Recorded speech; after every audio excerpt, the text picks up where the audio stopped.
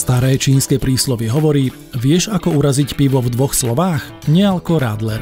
Ale nám sú boomerské vtipy mudrcov z univerzity Borovička s pivom Šumafuk, keďže sme dostali za úlohu vzkriesiť padajúce predaje Zlatý bažant Radler 0:0. Ako historicky prvý slovenský Radler a líder trhu dostal pravý hák od konkurencie a tak sme zaútočili naspäť. Bicyklom, rovno na Solar. Saganovým bicyklom. V duchu hesla Legendy patria k sebe sme zapojili legendu Petra Sagana, ktorý presedlal z horského bicykla na vodný. Komunikovali sme message legendárne slovenské osvieženie, ktorým sme zdôraznili históriu aj spoločenský charakter nápoja. Komunikáciu sme odštartovali exkluzívnym eventom na lodi pre novinárov a influencerov. Predstavili sme 2 nové príchute a food pairing s Radlermi, ktorý počiarkol ich jedinečnú chuť a vytvoril základ pre ďalšie kampaňové aktivity.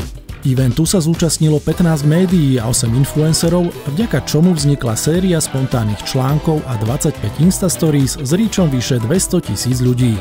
Na event nadviazala Special Delivery, kde 16 influencerov spontánne zdieľalo Radlery pri cyklistike, joge, turistike či grillovaní. Pripravili sme Insta-feed recepty s Radlermi ako súčasť zdravého životného štýlu. Food pairing mal veľký úspech aj v Teleráne, kde prebiehala celoranná súťaž. Vďaka vysokej sledovanosti sme oslovili široké publikum. No ale keď si v kleci, poďme na to, kam sme Radler dobicyklovali.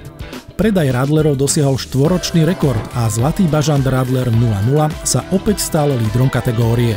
Mediálny zásah prekročil 3,7 milióna ľudí, AV takmer 150 000 eur. Na sociálnych sieťach sme dosiahli reach takmer 200 000 ľudí. Event a Special Delivery so zapojením 24 influencerov posilnil organický dosah. Spontánna znalosť značky vzrástla o 10%.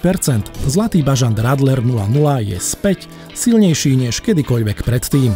Aj keď je to teda nealko z vodného bicykla a odborníci s krčmi u mokrého lakťa z toho doteraz chodia na terapie.